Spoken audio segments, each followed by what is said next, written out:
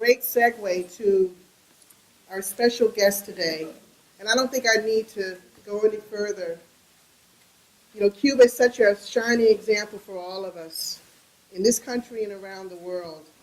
And very much exemplified in the ongoing struggle to free our brothers from U.S. prisons, the Cuban Five. And I'm very, very proud to introduce the first secretary of the permanent mission of the Cuban mission to the United Nations. Please welcome Comrade Ariel Hernandez.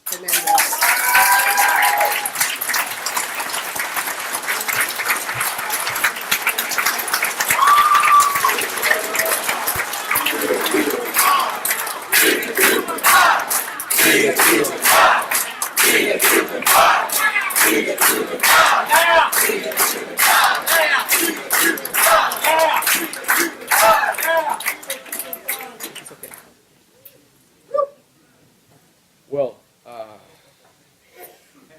we really appreciate your support. When we enter to this room, my colleague Jose Carlos from the Cuban Mission too, and myself, we appreciate the real face of the U.S. worker, the real face of the U.S. people.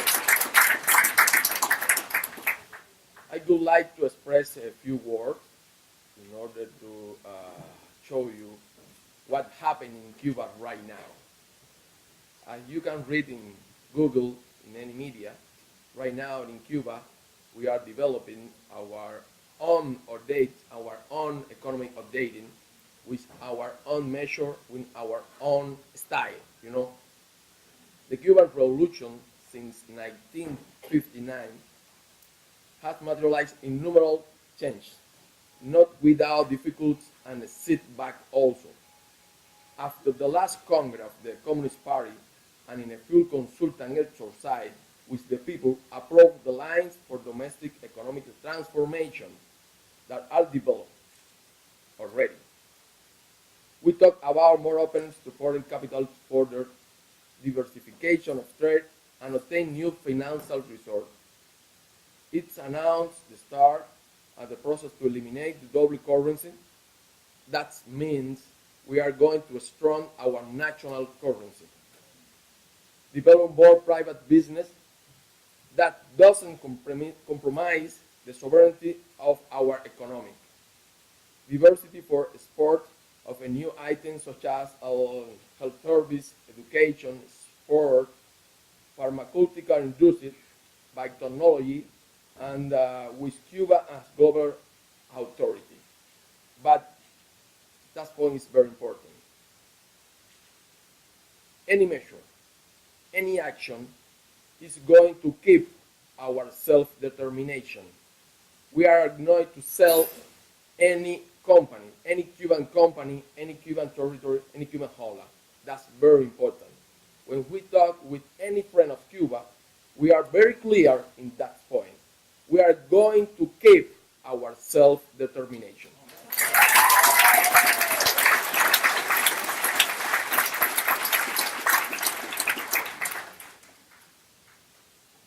That is not secret that Cuba working and living in difficult conditions. It's important to remember that Cuba's effort to develop our economy has a lot of difficult circumstances compared to another states, mainly due to the blockade that Washington has maintained for the last 55 years. Listen to this example. Barely in 1991, a series of declassified documents on U.S. foreign policies in the year after the triumph of the Cuban Revolution. Government report in this year, 1960, appeared a secret memorandum on April 6, that's this year. The Deputy Assistant Secretary for Inter-American Affairs, Lester D. Mayory, expressed the majority of Cubans support Fidel Castro. This is the official report. The majority of Cubans support Fidel Castro. The only foreseeable way to track internal support is through the shaman and dissatisfaction are rising for economic malaise and the material difficult quickly. You have to use all possible means to weaken the economic life of Cuba, a line of action which will see on travel possible get all of that the Cuban money don't go out and don't enter money foreign. The same year, President Eisenhower established the official embargo to trade to Cuba. But this cruel and immoral as legal order method has never been recognized by United States, by Washington, by State Department, from Eisenhower up to Obama. It's crazy, but the last October 29 in UN, 188 countries voted in favor to the Cuban resolution against to the blockade. Listen, it was 188. In UN, there are 193 countries. So, it's not necessary to mention you what country votes in favor of the embargo. But I would like to show you the real impact of the blockade against Cuba. I'm going to put you two examples. The National Center of Medical Genetics has been unable to purchase a genetic analyzer to be produced exclusive by U.S. companies like April Biosystem, belonging to the Life Technologies. This equipment allows the database reading DNA sequence, a fundamental tool for study of genetic diseases, such as hereditary breast cancer, the family polypocyadenomosis, colorectal cancer, and early non-polycystic syndrome van Hippel-Landau. Listen, in Cuba we have around 10,000 persons with this kind of thing. So it's crazy. We can get this kind of equipment because in US there is only this kind of equipment. It's impossible. Second example, the Pediatric Cardiology Center, William Soler, a very famous hospital in Cuba, because it's only for boys, for pediatric issues, facing serious difficulty in acquiring nitric oxide, gas manufactured by American and Europe companies. This kind of gas is used for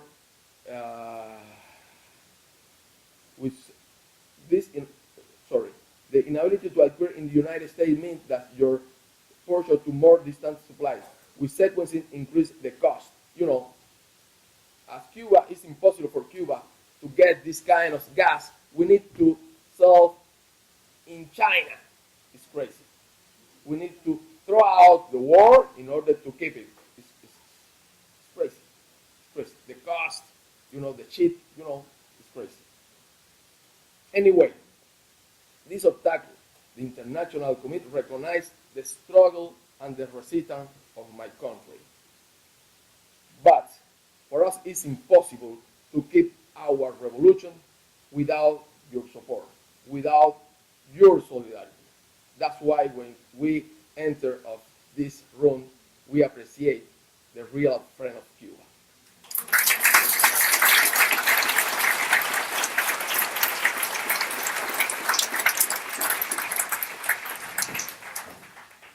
My last message. As you know, my country, my government, our people, keep the fight in favor about our brother, the Cuban fight.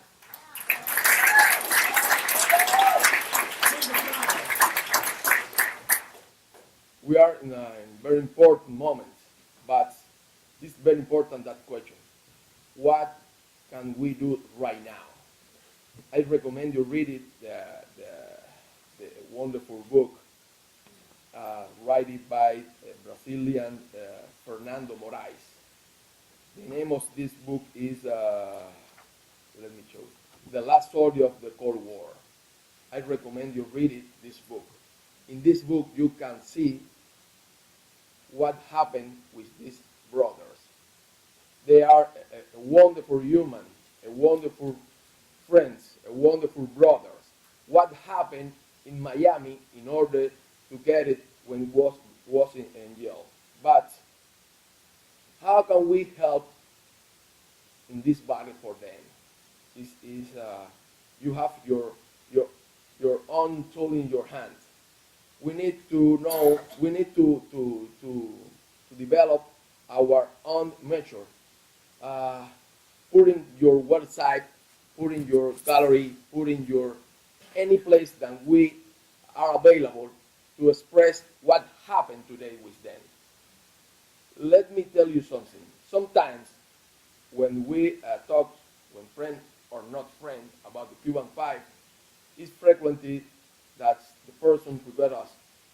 Why you are so focused in this fight? It's very easy. When Fidel Castro arrived to Cuba in Grandma Jade, son of this expeditionary, put out in jail throughout Mexico and Cuba. In that time, when that soldier, Cuban revolutionary, put out the gate, Fidel Castro said, we are not going to move of this sea until we get it, this friend, this brother, as the same condition. We are never forget our brothers. We are never put out the Cuban. That's why our 4 or 5 Cuban is part of our family, is part of our people. It's not the government issue. It's not government issue. It's the Cuban issue. That's why we would like to repeat to you that in any condition, the Cuban Revolution is going to appreciate, is going to fight together to you, because we really appreciate your work, your support, and as I learned when I stayed in Angola, like internationalista in 1986, I remember one of the most famous phrases from Agustino Neto, la lucha continúa, la victoria es cierta. And my last sentence, as Che Guevara teach us, hasta la victoria siempre.